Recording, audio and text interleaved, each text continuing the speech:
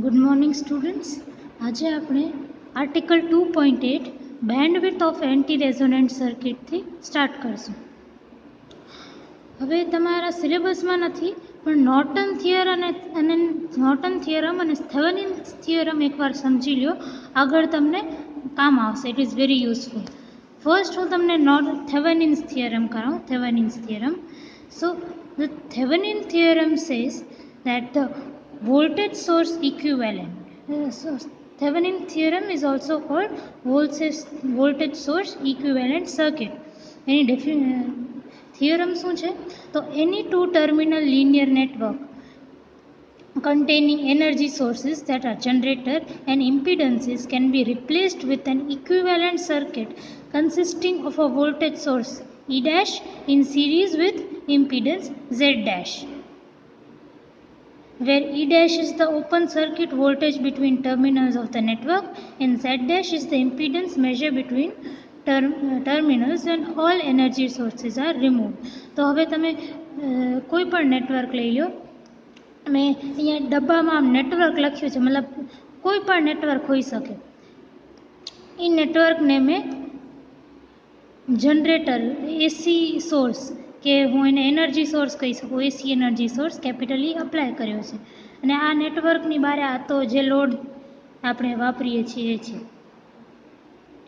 હવે અહીંયા લખ્યું છે any two terminal linear network containing energy sources and impedances. નેટવર્કમાં કંઈક મારા પાસે રેઝિસ્ટર, ઇન્ડક્ટર, કેપેસિટર, ટ્રાન્ઝિસ્ટર કંઈક હશે, તો એ પોતાના નેટવર્કનું કંઈક ઇમ્પિડન્સ હશે. તો it contains an energy source and impedances that can be replaced with an equivalent circuit containing voltage source E dash in series with impedance Z dash.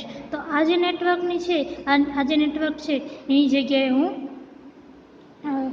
એક voltage source E dash લઈ શકું, જેના સાથે એક સિરીઝમાં impedance Z dash જોડી દઉં. તો આ બંને સર્કિટ ઇક્વિવેલન્ટ છે. આ 1 થી આ સાઈડનો પાર્ટ જોવો ને, અહીંયા પણ 1 થી આ સાઈડનો પાર્ટ જોવો, આ બંને ઇક્વિવેલન્ટ છે. હવે ઈ ડેશ એટલે શું? ઈ ડેશ એટલે it is the open circuit voltage between terminals of network. એટલે કે ઓપન સર્કિટ વોલ્ટેજ એટલે કે અહીંયા કંઈ જોડવાનું નહીં, ઓપન રાખવાનું, સર્કિટને ઓપન રાખવાની અને પછી જોવાનું કે કેટલો નેટવર્કના ક્રોસ વોલ્ટેજ ડ્રોપ થાય છે. સર્કિટને ઓપન રાખીને જોવાનું કેટલો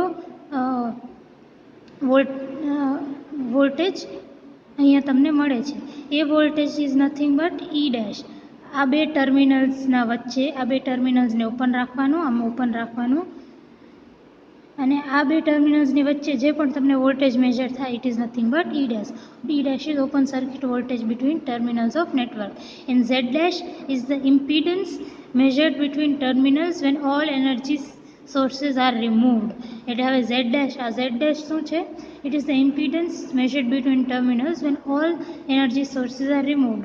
તો આ જે બે ટર્મિનલ્સ છે, તમે આ એનર્જી સોર્સ ઈને કાઢી નાખો અને આ બે જે 1 આ જે ટર્મિનલ્સ છે એના વચ્ચે જે તમે ઇમ્પિડન્સ મેજર કરો ને, that is nothing but Z dash. તો આ રીતે તમે કોઈ પણ સર્કિટ તમને આપેલી હોય એનું Thevenin's equivalent, voltage source equivalent circuit બનાવી શકો યુઝિંગ થેવેનિન્સ થિયરમ.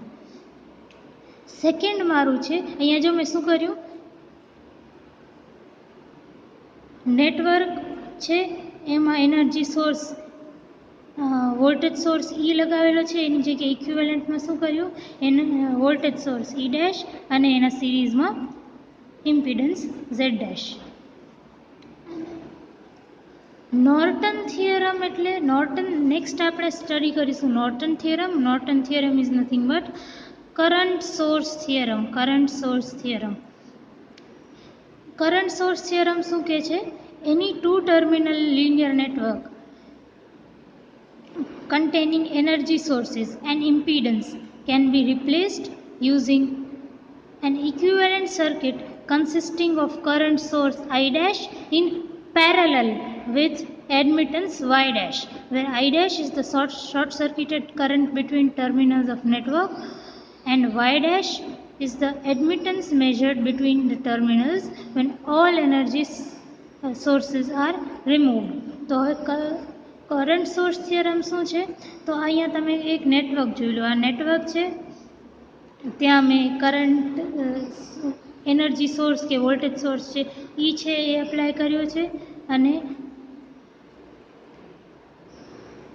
આ જે નેટવર્ક છે એને બારે અહીંયા લોડ પણ રાખ્યો છે ZR. તો હવે આ લોડના ક્રોસ જે કરંટ ફ્લો થશે એને નામ આપ્યું છે IR. હવે હું સૌથી પહેલાં તો નીચે જે થેવેનિન્સ વાપરી હતી, અહીંયા થેવેનિન્સ થિયરમ સમજાવી હતી. આ સેમ વાપરું આ નેટવર્ક ઉપર તો શું થઈ જશે? આ E ડેશ બની જશે અને E ડેશના સિરીઝમાં Z ડેશ, આ Z ડેશ, આ મારો થેવેનિન્સ થઈ ગયું. હવે નોર્ટનમાં શું કરી શકાય? શું કીધું છે કે any linear network containing energy sources and impedance can be replaced with an equivalent circuit containing current source I dash in parallel with admittance Y dash. આ જો હવે આ સર્કિટ જે થેવેનિન્સથી મળી હતી એ સર્કિટને હું કઈ રીતે બનાવી શકું? It can be replaced with an circuit containing current source I dash, E dash ની જગ્યાએ I dash લખ્યું, in parallel with admittance Y dash. I dash ને Y dash શું છે? તો I dash is nothing but short circuited current between terminals of network. હવે અહીંયા જે આ જે ટર્મિનલ્સ છે, આ ટર્મિનલને તમે અહીંયા જે 1 1 હતું આને તમે શોર્ટ સર્કિટ કરી દો. અહીંયા તમે શોર્ટ સર્કિટ કરી દેશો ત્યારે જેટલો કરંટ તમારો ફ્લો થશે ને એ ટર્મિનલ્સના વચ્ચે અહીંયા શોર્ટ સર્કિટ કરી દો અને પછી કરંટ મેજર કરવાના વચ્ચે. તો એ જે કરંટની વેલ્યુ મળશે મેજર કરીને, that is nothing but I dash. અને Y dash શું છે? Y dash is the admittance measured between terminals when all energy sources are removed. એટલે આ એનર્જી સોર્સને, એટલે આ વોલ્ટેજ સોર્સને તમે રિમૂવ કરી દો અને પછી આ બે ટર્મિનલ છે, આ જે ટર્મિનલ છે, આ બે ટર્મિનલને વચ્ચે તમે મીટર રાખી અને આને આને રિમૂવ કરી દીધું, આ વોલ્ટેજ સોર્સને રિમૂવ કરી દીધું. પછી આ બે ટર્મિનલના વચ્ચે મીટર રાખીને તમે એડમિટન્સ મેજર કરો. જે એડમિટન્સ આવે એ છે Y dash. તો I dash is short circuited current between terminals of network and Y dash is admittance measured between terminals when all energy sources are removed. હવે આપણે bandwidth of anti resonant circuit ઉપર આવી જઈએ પાછા. Bandwidth of anti resonant circuit, એના માટે anti resonant circuit પહેલાં તો મેં ડ્રો કરી. હવે તમે ટેક્સ્ટ બુકમાં પેજ નંબર 72 ઉપર આવી જાઓ. પેજ નંબર 72 ઉપર તમને ફિગર 2.a દેખાશે. ફિગર 2.a આપણે bandwidth of anti resonant circuit જોઈએ છે. Bandwidth of anti resonant circuit. તો એના માટે સૌથી પહેલાં તમે એન્ટી રેઝોનન્ટ સર્કિટ કેવી હોય? તો L અને R સિરીઝમાં સાથે C પેરેલલમાં, તો આટલી એન્ટી રેઝોનન્ટ સર્કિટ બની ગઈ. આગળ મેં વોલ્ટેજ સોર્સ E લગાવ્યો છે. હવે આ RG છે ને, RG it is nothing but internal resistance of the voltage source. હવે મારો જે પણ સોર્સ છે જેમાંથી મારો એસી સિગ્નલ નીકળે છે એ પણ કંઈક ઇન્સ્ટ્રુમેન્ટનો બનેલો હશે, તો એનું પોતાનું કંઈક ઇન્ટરનલ રેઝિસ્ટન્સ હશે. તો એ ઇન્ટરનલ રેઝિસ્ટન્સને RG વડે દર્શાવ્યું છે. RG is nothing but internal resistance of the voltage source E. તો આ છે મારી એન્ટી રેઝોનન્ટ સર્કિટ ઓર પેરેલલ રેઝોનન્ટ સર્કિટ, જેનું મને ફાઇન્ડ આઉટ કરવાનું છે બેન્ડવિડ્થ. હવે આ સર્કિટ ઉપર તમે નોર્ટન થિયરમ અપ્લાય કરો તો શું થાય? નોર્ટન થિયરમમાં શું થતું હતું કે જે વોલ્ટેજ સોર્સ હતો એની જગ્યાએ કરંટ સોર્સ આપણે રિપ્લેસ કરી દેતા હતા, અને જે ઇમ્પિડન્સ જે પેરેલલમાં હતો એની જે ઇમ્પિડન્સ જે સિરીઝમાં હતો એની જગ્યાએ આપણે અહીંયા પેરેલલમાં નાખી દેતા હતા. પેરેલલમાં આ વસ્તુ અહીંયા અપ્લાય કરીએ તો એની જગ્યાએ ISC આવી જાય. આપણે વોલ્ટેજ સોર્સની જગ્યાએ અહીંયા કરંટ સોર્સ નાખી દીધો અને આ જે ઝેડ ડેશ જે સિરીઝમાં છે એ અહીંયા પેરેલલમાં નાખી દીધો.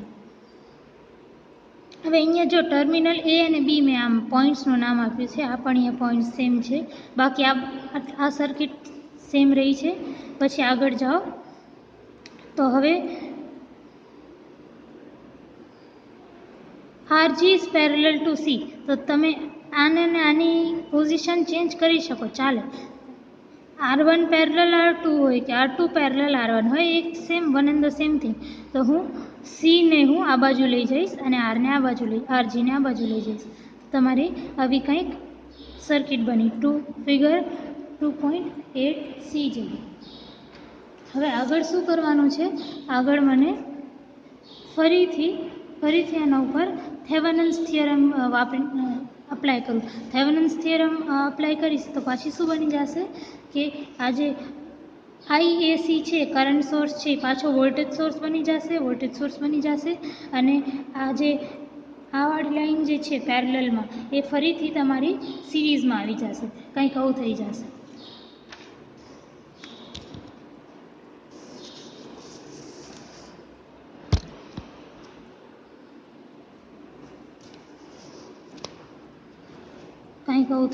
જો ઈ ડેશ અને જે સી ફિગર 2.8Cમાં જે આ કેપિટલ સી કેપેસિટર જે અહીંયા પેરેલલમાં હતો એની જગ્યાએ અહીંયા સિરીઝમાં આવી ગયો, બાકી બધું સેમ રહ્યું. હવે ફિગર 2.8E આગળ મેં બીજું કાંઈ નથી કર્યું, સેમ ઈ ડેશ ને સી ને એમને રહેવા દીધું ઈમાં, મતલબ ફિગર 2.8Eમાં. અને જે આરજી છે, આરજીને મેં એલ સાથે પેરેલલ લઈને ઇક્વિવેલન્ટ એલઈ લખી નાખ્યું અને જે આરજી છે એને આર સાથે પેરેલલ લઈને ઇક્વિવેલન્ટ આરઈ લખી નાખ્યું. હવે ફિગર 2.8D ઉપર ધ્યાન આપો તો આપણે હવે આ સર્કિટમાં કેવું કન્સિડર કરી શકીએ?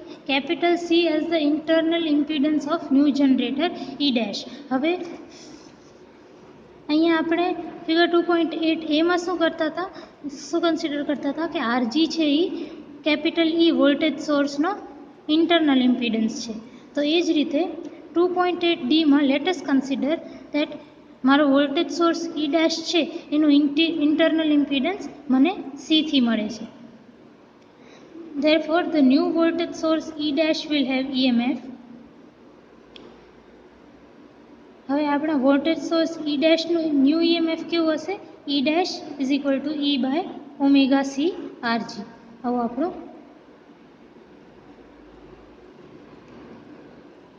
EMF હશે E ડેશનું. હવે consider RG in parallel with L and R branch. હવે આ બ્રાન્ચ ઉપર ધ્યાન આપો, RG in parallel with L and R, આ બ્રાન્ચ ઉપર ધ્યાન આપો. તો આ જે બ્રાન્ચ છે આ બ્રાન્ચનું ઇમ્પિડન્સ કેવું હશે? ZD is equal to RG parallel with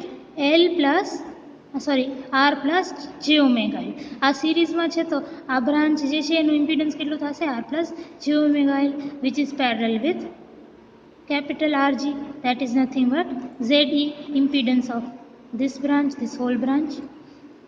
હવે હું આને થોડું RG પેરેલલ R પ્લસ જે ઓમેગા એલ ને કેવી રીતે લખી શકું? RG R પ્લસ જે omega L divided by RG plus R plus જે ઓમેગા એલ. પછી આગળ મેં આને સિમ્પ્લિફાય કર્યું છે, આ બ્રેકેટને ઓપન કરી દીધું, RGR plus j RG omega L divided by બ્રેકેટમાં RG પ્લસ R પ્લસ જે ઓમેગા એલ. હવે આને મેં આ જે ટર્મ આવી અને ઉપર ને નીચે RG પ્લસ R માઇનસ જે ઓમેગા એલથી મલ્ટીપ્લાય એન્ડ ડિવાઈડ કર્યું. આ નીચે જે ડિનોમિનેટર છે ને એને મેં આ નીચે ડિનોમિનેટર મારું પેલું કોમ્પ્લેક્સ નંબર છે એને રિયલ નંબર બનાવવા માટે RG પ્લસ R માઇનસ જે ઓમેગા એલથી મેં મલ્ટીપ્લાય કર્યું. તો શું થશે? ઉપર મલ્ટીપ્લાય કરીને પછી સિમ્પ્લિફાય કર્યું તો શું આવશે? RG square R plus RG R square plus RG square omega square L square plus જે omega L RG square divided by RG plus Rનો whole square plus omega square L square. આ થઈ ગયો ZE. તો હવે તમે એની equivalent circuit જે ફિગર 2.8E છે એના પર ધ્યાન આપો. ફિગર 2.8E માં ZE કેવો હશે? તો RE plus J omega LE. Figure 2.8E પણ ફિગર 2.8Dની જ ઇક્વિવેલન્ટ સર્કિટ છે. તો આમાં ZE કેવો હશે? તો RE plus J omega LE. તો હવે આ ZE છે અને આ પણ ZE છે. તો ઇક્વેશન A અને B ને કમ્પેર કરતા તમને RE ઇઝ ઇક્વલ ટુ આટલો પોર્શન મળશે, RG square plus R plus RG R square plus RG square omega square L square divided by RG plus R નો whole square plus omega square L square. અને જે આ બંનેના A અને Bના જે imaginary part છે એને ઇક્વેટ કરવાથી શું મળશે? Omega LE is equal to omega LRG square divided by RG plus R का whole square plus omega square L square. હવે આપણે ખબર છે Q factor Q is equal to omega L by R. તો આપણા ફિગર 2.8E માં શું છે? Omega LE by RE. So figure 2.8 માં inductance is LE and resistance is RE. So Q of this will be omega LE by RE. So Q is equal to omega LE by RE. હવે omega LE ની જગ્યાએ મેં substitute કર્યું omega LRG square by RG square R plus RG R square plus RG omega square L square. અને RE ની જગ્યાએ મેં આવડો ઓમેગા LE અને RE આ બંને ઇક્વેશનને ડિવાઈડ કરું તો મને Q મળે which is omega LRG square divided by RG square R plus આ બંને કેન્સલ થઈ જાય, આ બંને કેન્સલ થઈ જાય અને ધીસ ડિવાઇડેડ બાય ધીસ બચે, ધીસ ડિવાઇડેડ બાય ધીસ. આ Q બની ગયું મને. હવે bandwidth is nothing but FR by Q. આ વસ્તુ આપણે જોઈ છે. Bandwidth is defined as ratio of resonant frequency to the Q factor. और Q ફેક્ટર ની પણ આપણે ડેફિનેશન જોઈ છે. Q factor is FR by bandwidth. તો bandwidth is FR by Q factor. તો હવે આપણે FR ની જગ્યાએ FAR લખશું. FAR કારણ કે આ એન્ટી રેઝોનન્ટ સર્કિટની વાત થાય છે, એન્ટી રેઝોનન્સની વાત થાય છે. તો આપણે અહીંયા FAR લખ્યું. FAR લખ્યું અને આ જે Q છે 1/Q અહીંયા FR into 1/Q, FR divided by Q. તો FAR ને Q સાથે ડિવાઈડ કર્યું. આ ઇક્વેશનને લખ્યું અહીંયા. પછી આને મેં સિમ્પ્લિફાય કર્યું. સિમ્પ્લિફાય કરવા માટે સિમ્પ્લિફાય કઈ રીતે કર્યું? તો ફર્સ્ટ ટર્મમાં જે છે RG સ્ક્વેર કેન્સલ થશે તો R બાય ઓમેગા L બચશે. પ્લસ તમે આ બંનેમાંથી એક RG કોમન લઈ લો, તો એક RG કોમન લઈ લો અને આનો એક RG કટ કરી નાખો તો શું બચશે? R square plus omega square L square divided by omega L RG. હવે આ ઓમેગા L બાય R શું છે? Omega L by R is nothing but Q. તો that is equal to 1/Q plus RAR by omega L RG. આ કેવી રીતે આવ્યું જોજો. તો હવે તમને યાદ હોય તો RAR was nothing but R square plus omega square L square by R. RAR is R square plus omega square L square by R.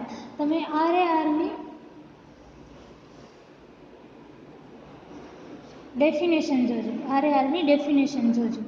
તમારી ટોપિક છે પેરેલલ રેઝોનન્સ ટોપિક 2.4 માં ઇક્વેશન છે.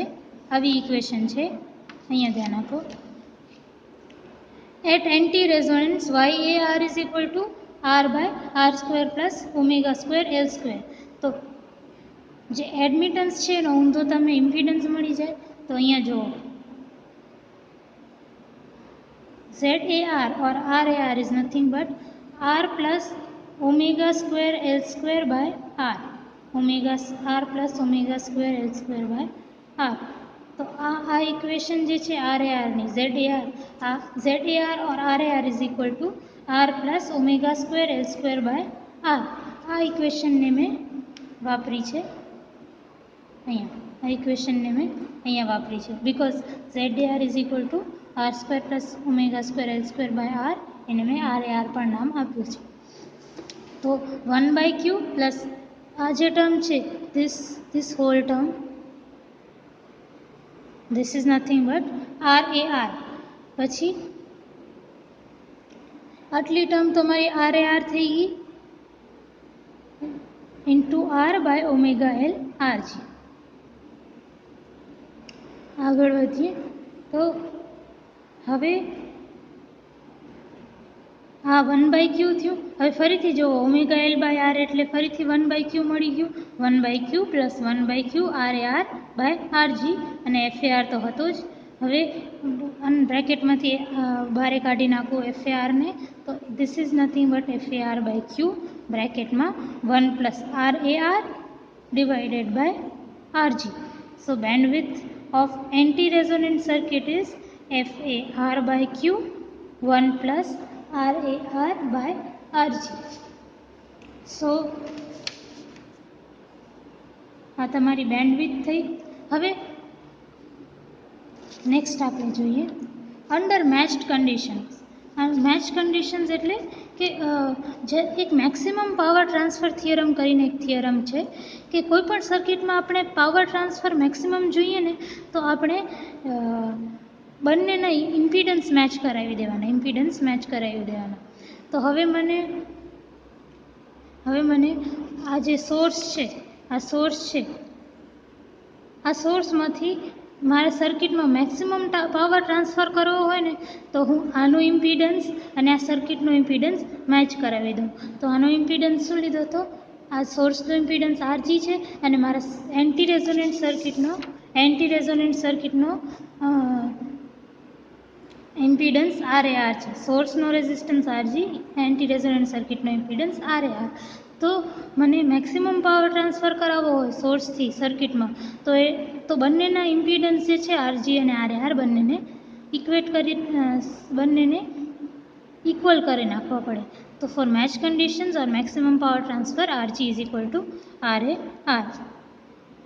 તો bandwidth is equal to RG અને RAR same છે તો આની જગ્યાએ 1 આવી જશે. 1 plus 1 is equal to 2. તો delta F is equal to 2 FAR divided by Q. Now RAR is equal to L by RC. RAR is equal to L by RC. આ પણ આપણે પેરેલલ રેઝોનન્ટ સર્કિટ સ્ટડી કરતા હતા ત્યારે જોયું હતું. અહીંયા જો at higher value of Q RAR is equal to L by RC આપણે સ્ટડી કર્યું હતું. તો આ સેમ ઇક્વેશન જે ઇક્વેશન 10 છે એ મેં અહીંયા નાખી દીધી. RAR is equal to L by RC. તો bandwidth is equal to FAR 1/Q plus 1/Q L by CR RG. આ ઇક્વેશનથી આગળ વધું છું. RARની જગ્યાએ L by RC લખ્યું અને that is nothing but FAR by Q 1 plus L by CR RG. આ ઇક્વેશનમાં RARની value નાખી તો FAR by Q 1 plus L by RC into RG. So this is nothing but bandwidth of parallel resonant circuit or anti-resonant circuit. Thank you.